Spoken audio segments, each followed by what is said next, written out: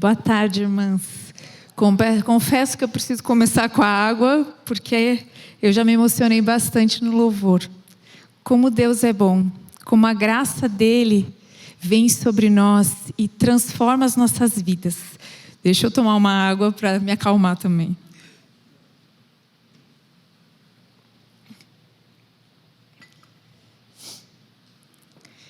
Quando as meninas me convidaram, eu passei, acho que, 1 mês e meio pensando o tema. O que eu vou falar? E eu estava ouvindo, não sei se foi um sermão, se foi um corte, algo assim, e ele me chamou a atenção porque falou assim: você é filha. E eu fiquei pensando, é isso. Eu sou filha.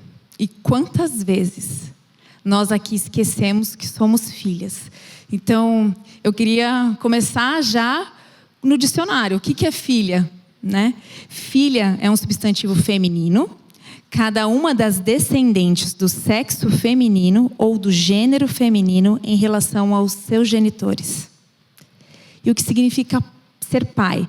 Pai, substantivo masculino. Homem, em relação aos seus filhos naturais ou adotivos. Homem que gerou um ou mais filhos. Genitor, progenitor. E eu fiquei pensando, será que a gente sabe realmente o que é ser filha? Será que nós sabemos agir como filha? E será que a gente sabe o que é ter um pai? Será que a gente sabe o que é depender de um pai? E eu não sei se você tem pai, se ele está presente aqui, se você foi adotada, qual a sua relação com a paternidade, mas de fato nós temos um pai. E só um momento. Desculpa, exercendo a função de mãe. E nós temos um pai. E quando a gente pensa na nossa relação sobre ser filha, a gente nasce. Quando a gente nasce, nós não sabemos falar, a gente não sabe pedir, então a gente depende exclusivamente de alguém que vai olhar por nós e que na sabedoria deles, eles vão tentar suprir a nossa necessidade que a gente nem soube expor, nem soube falar. Então nós somos ali frágeis, necessitamos de cuidados, não sabemos nada da vida e precisamos de ajuda das mais simples às mais complexas atitudes e necessidades que nós temos, né? A gente não sabe expressar nossas vontades, a gente não sabe expressar nossas dores, talvez um choro, né? Mas a mãe e o pai às vezes não interpretam aquilo como uma dor e sim como qualquer outra coisa. Então, essa é a nossa primeira infância. A gente começa a crescer, a gente começa a conseguir expressar a infância, a juventude, vem a vida adulta.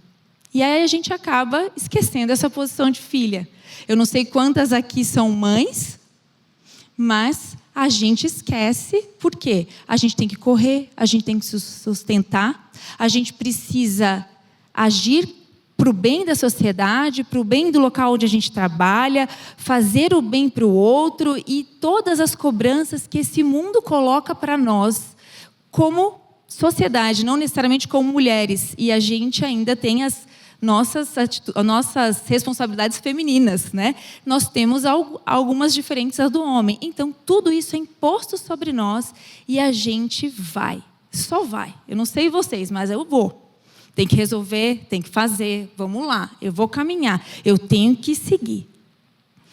Então, a gente chega num momento que aí inverte um pouquinho. A gente passa a ter a responsabilidade com os nossos pais na velhice deles. E aí que a gente realmente esquece. Porque os nossos pais, que de certa forma cuidavam de nós, agora necessitam de cuidados. E essa fase chega para todas nós. E realmente acabou. Eu não sou mais filha, né? Eu me tornei a mãe daqueles que olham por mim, que olhavam por mim, porque agora eles precisam de mim. E que bom que a gente pode exercer isso, não é um fardo, é uma alegria para nós, mas de fato nos tira da posição. Então, olhando para tudo isso, é a história das nossas vidas, do nosso nascimento à nossa morte. Nós nascemos, vamos seguindo, e aí chega o dia que a gente vai embora. Mas a verdade é que tem um fator determinante que muda toda essa história. Nós temos um Pai. Nós temos um Pai presente e Ele é gracioso. E aí a gente vai entender um pouquinho mais sobre quem é esse Pai hoje, no texto de Marcos, capítulo 5, do versículo 25 ao versículo 34.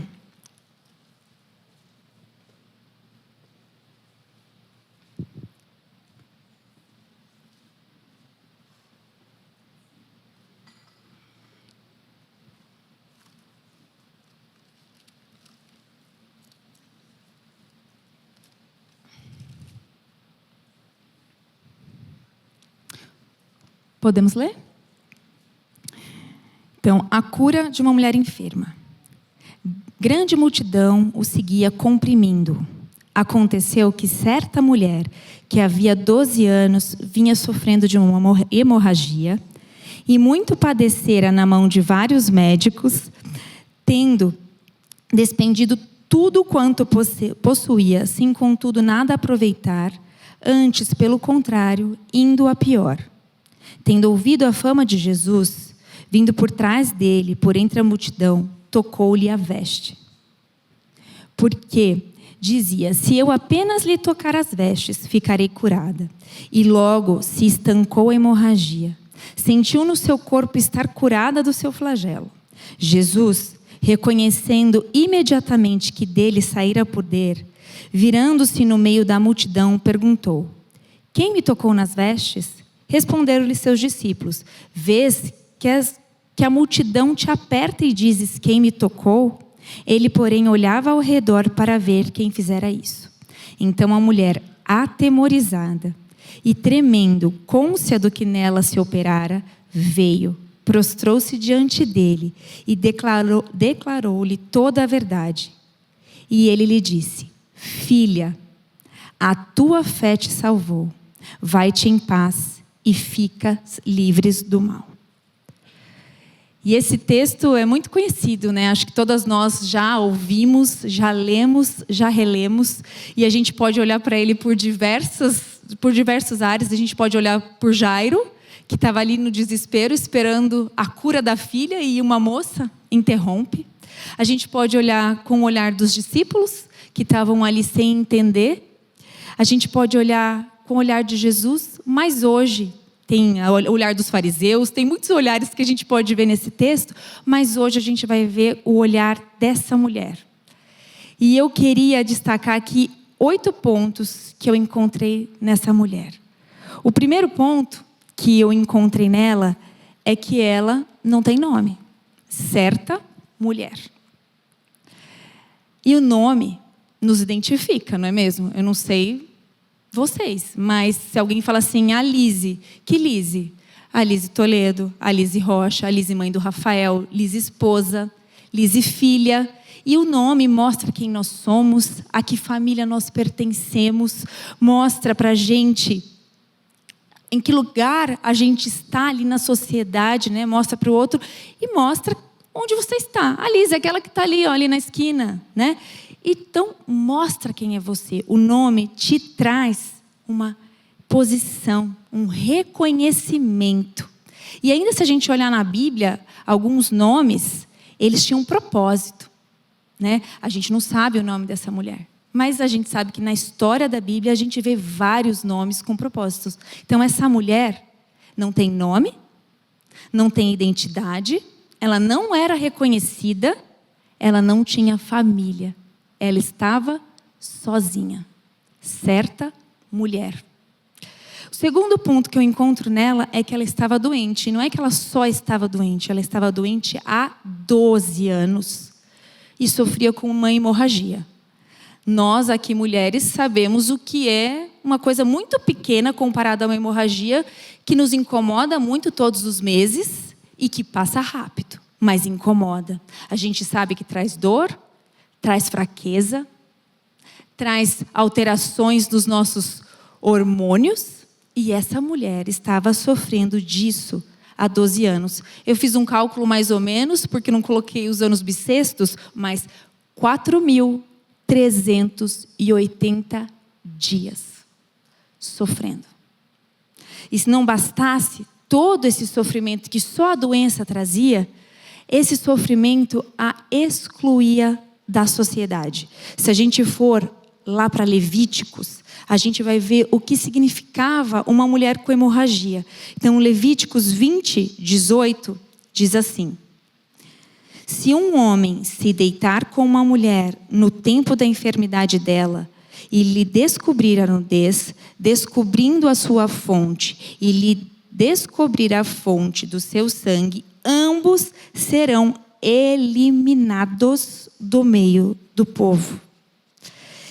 Essa mulher não podia casar, né? Essa mulher não podia estar junto da sua família. E se a gente for para Levíticos 15, tem mais um pouquinho sobre o que significava essa hemorragia. Levíticos 15, do 25 ao 33. Também a mulher, quando manar fluxo do seu sangue por muitos dias, fora do tempo da sua menstruação, ou quando tiver fluxo do sangue por mais tempo do que o costumado, todos os dias do fluxo será imunda, como nos dias da sua menstruação. Toda cama sobre a que se deitar durante os dias do seu fluxo ser-lhe-á como a cama da sua menstruação. Toda coisa sobre a que se assentar será imunda, conforme a impureza da sua menstruação. Quem tocar esta será imundo. Portanto, lavará suas vestes, banhar-se-á em água e será imundo até a tarde. Porém, quando lhe cessar o fluxo, então se contarão 7 dias e depois será limpa. Ao 8º, ela vai poder retornar para a congregação. Eu acho que eu não preciso continuar lendo. A gente já entendeu o que significava para essa mulher estar com essa hemorragia há 12 anos. Ela era considerada imunda e ela era considerada uma ameaça. Porque ela, se qualquer pessoa encostasse nela, essa pessoa tinha que ser colocada fora da comunhão, fora da comunidade, por pelo menos 24 horas. Então, essa mulher, tudo o que ela fazia, ela lembrava que ela estava doente. Todos os lugares que ela ia, eu fico imaginando que ela devia ter que se desviar das pessoas. Porque se fosse eu não ia querer tocar em ninguém. Eu não queria ser a responsável por excluir alguém da sociedade. Então fazia quanto tempo mesmo que ela estava? 4.380 dias sozinha, sem companhia, sem família, sem igreja, sem amigos, sem esperança. Então essa mulher estava doente. A terceira coisa que a gente vê nela é que ela estava pobre. A gente não sabe, aqui a Bíblia não fala se ela era rica ou não. O que diz é que ela tinha bens. Então, ela possuía algo. E ela vendeu tudo o que tinha. Nada sobrou. Tudo o que ela tinha, ela gastou para tentar encontrar cura. E ela não encontrou. Foi o contrário. Ela piorou. Eu fico pensando, ela devia estar à margem da sociedade. Se ela vendeu tudo, ela vendeu sua casa. Onde ela morava? Não sabemos. Se ela ficava no local onde essas mulheres que precisam estar longe da sociedade ficavam, se existia esse lugar ou não. Mas ela estava ali. Sem moradia, sem comida, sem roupa, com a roupa do corpo provavelmente, mais uma vez, sem esperança. E aqui vem o quarto ponto que a gente vê nela, pelo menos eu vi, né? É que ela era informada. Apesar de tudo isso, de estar à mercê da sociedade, de estar longe de tudo e de todos, ela soube de Jesus. Ela ouviu falar desse homem que andava por aí curando, se dizendo o Messias, e ela colocou a esperança nesse homem, né? Eu não sei se tinha um jornal da época, se quando as mulheres estavam no período da menstruação, elas podiam se juntar, então essas mulheres iam até ela e contavam sobre o que estava acontecendo, mas ela se informou. Ela foi atrás e isso trouxe esperança para ela. O quinto ponto é que essa mulher era corajosa, né? Mesmo sabendo que alguém podia descobrir a presença dela ali naquele momento, naquela multidão que seguia Jesus, ela foi. Ela deviam ter olhos em cima dessas mulheres, né? Como é que alguém ia saber que ela precisa ficar excluída? Como é que alguém... Então, com certeza, tinham pessoas cuidando dela. Ela devia ser conhecida, fazia muitos anos, né? Nós não sabemos ao certo, mas o fato é que ela foi corajosa. Ela se dirigiu à multidão, mesmo correndo o risco de ser expulsa. Ela foi ao encontro desse homem, da esperança que ela encontrou naquele momento. Sexto ponto. Ela tinha fé. Fé que Jesus poderia curá-la. E não uma simples fé, né? Porque às vezes eu fico pensando na atitude dela e eu falo, para mim eu teria que pedir, eu teria que falar, eu teria que, sei lá, eu queria receber um banho, qualquer outra coisa. Ela creu que esse homem era tão poderoso que se ela tocasse na borda da roupa dele, ela seria curada. E a Bíblia fala, né, que se a gente tiver a fé do tamanho de um grão de mostarda, a gente vai poder mover montanhas. E ela teve essa fé. E eu acredito que ela ainda não sabia dessa pregação de Jesus. Que a fé dela não precisava ser gigante, que bastava ela ter fé. E a gente aqui entende que às vezes a nossa fé não está nem do tamanho do grão de mostarda, né? Então isso aqui me chocou. E eu sou conhecida no programa por falar uau, para mim assim, uau. Ela creu. Ela tocou ali. E de Jesus saiu o poder no mesmo instante. Não é que ela tocou, passaram-se dias e ela não, foi no mesmo instante, ela foi curada. E ela percebeu que ela foi curada. Não foi assim, ela chegou em casa e não estava mais. Então, meninas, imaginem como era essa hemorragia. No mesmo instante, ela percebeu, cessou a hemorragia. E a esperança dela foi renovada. O sétimo ponto é que ela se humilhou. Essa mulher, apesar de tudo, do que ela podia ter recebido por ir lá e se mostrar, falar, olha, sou eu essa mulher. Quando Jesus pergunta, ela, apesar de todo aquele misto de sentimentos que estava dentro dela, de medo, de pavor, de alegria por ter sido curada, ela estava extasiada, né? E eu fico pensando, ela devia estar meio em choque ali naquela situação, como é que eu toco, ele sabe que saiu o poder, quem é esse homem verdadeiramente, né? E ela vai ao encontro dele, contra tudo e todos. Ela se humilha e fala, fui eu que te toquei, eu sou essa mulher. E um ponto muito lindo aqui é que Jesus, quando olha para ela, ele olha para ela, não olha para ela com o olhar de quem vai condenar, apesar da atitude que ela tinha tido, porque a atitude que ela teve para com Jesus fazia com que Jesus fosse excluído dali do meio daquela multidão. Jesus ia precisar ficar 24 horas. E Jesus em nenhum momento a condenou. Jesus olhou para ela e falou o que para ela? O nosso oitavo ponto, que ela era o quê? Filha. Filha, a tua fé te salvou. Ela tinha sido abandonada por tudo, por todos. Ela estava às margens da sociedade. Ela não podia nem mais vir aqui, gente, num culto como a gente está fazendo aqui agora. Ela, não sei se ela teve família em algum momento. Ela não podia mais ter contato com a sua família.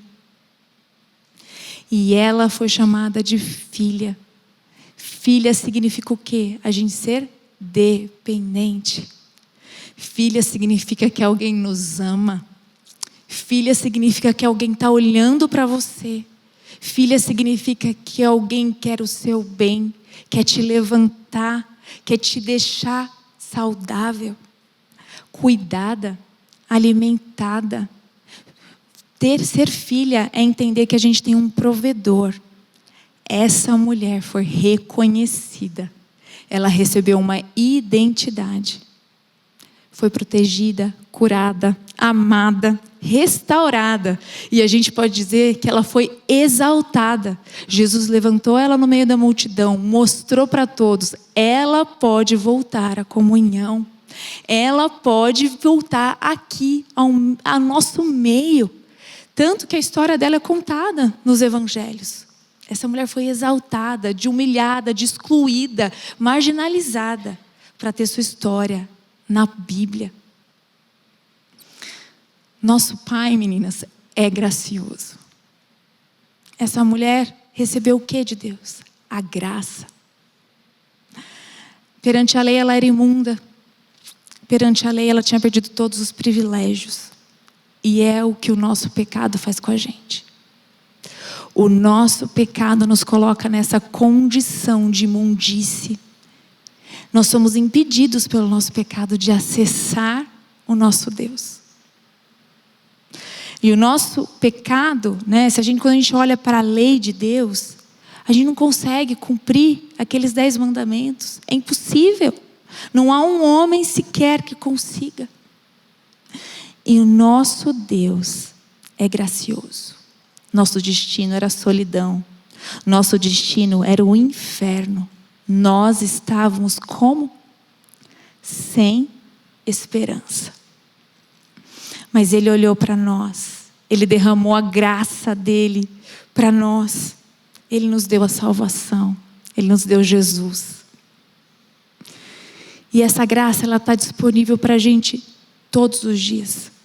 Às vezes, a gente esquece disso.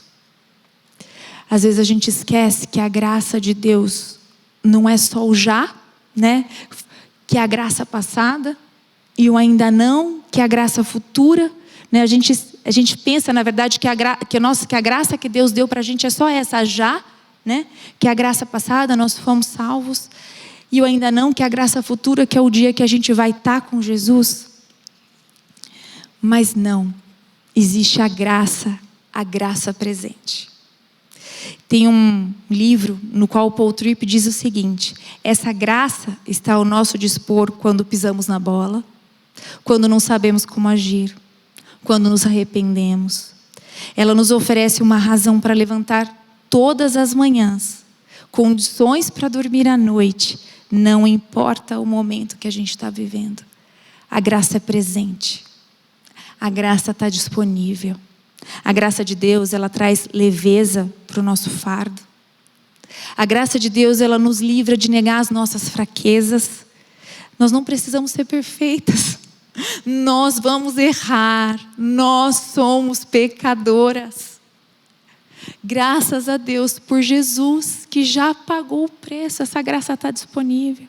Ela nos livra de nós mesmas. A graça de Deus nos transforma, nos amadurece. E a graça de Deus nos livra da prisão do arrependimento. Minha irmã, se você já pediu perdão, se você já se arrependeu, não tem quem te condene. Ele já te perdoou. Então eu não sei como você chegou aqui. Eu não sei em que fase dessa história da nossa vida você está, se você já está cuidando dos seus pais, se você ainda está cuidando de filhos pequenos, se você ainda não tem filhos, não sabemos, né? Se você já não tem mais pais. Mas o que eu sei é que essa graça que Deus deu para aquela mulher e que trouxe o sentido da vida para aquela mulher, está disponível para você.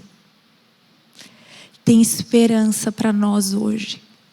Tem esperança para a nossa vida. Tem esperança para os nossos familiares. Tem esperança para a nossa casa. Né? E essa graça, ela te convida a você olhar para Deus e a confessar seus pecados e pedir para Ele: eu estou aqui, me cura, me restaura, me renova, tira essa vergonha, porque Ele está ali. Ele é gracioso. Ele está de braços abertos, como Ele estava ali para aquela mulher, de braços abertos, falando: filha, filha, vem aqui. Eu quero te conhecer, eu quero que você me veja. Ele já sabia, mas ele precisava que ela soubesse que ele sabia quem ela era. Ele precisava que a sociedade soubesse quem ela era. Esse é o nosso Pai gracioso. O Pai que transforma aquilo que a gente viveu de errado, pela graça dele, em bênção para nós. Essa história dessa mulher mexe comigo há muitos anos, né?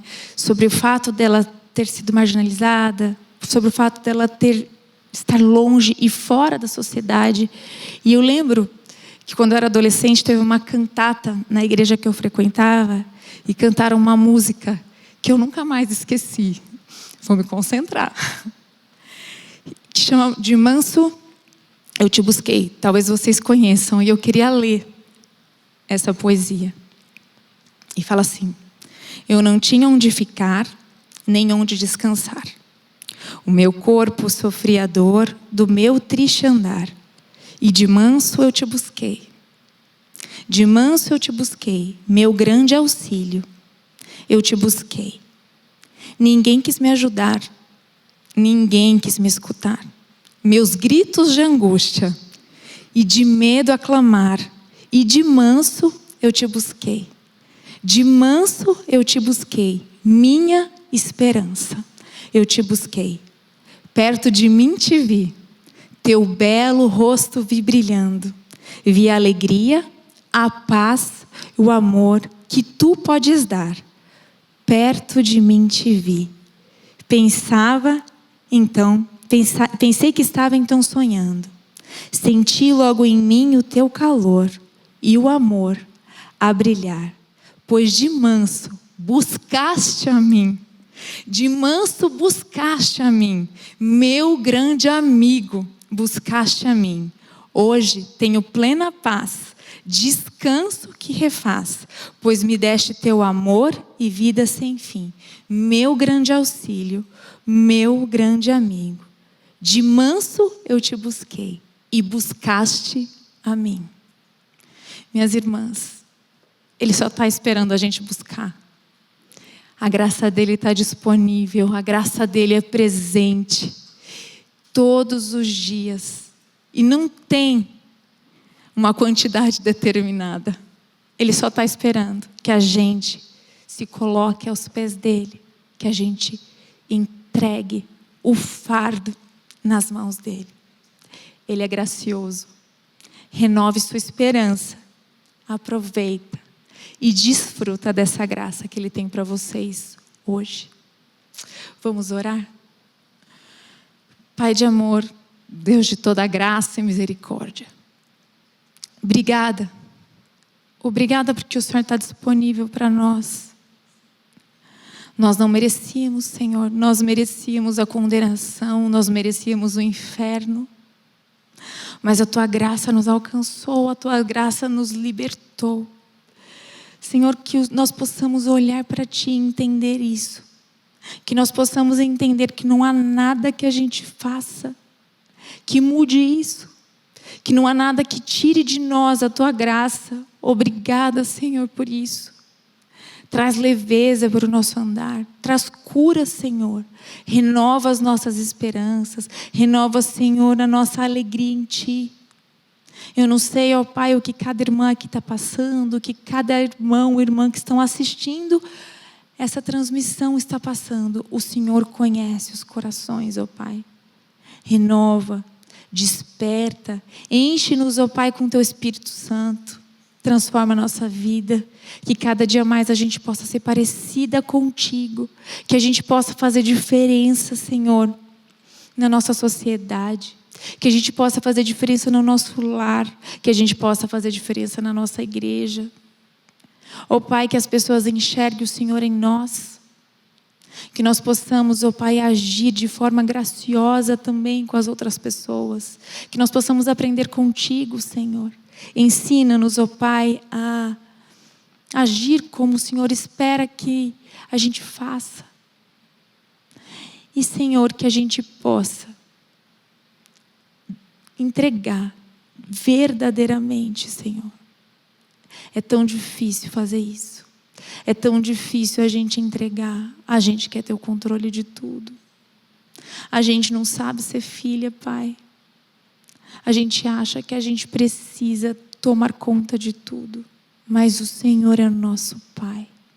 O Senhor está nos carregando, Senhor. Que nós possamos entender que como uma criança 100% dependente, o Senhor já conhece todas as nossas necessidades.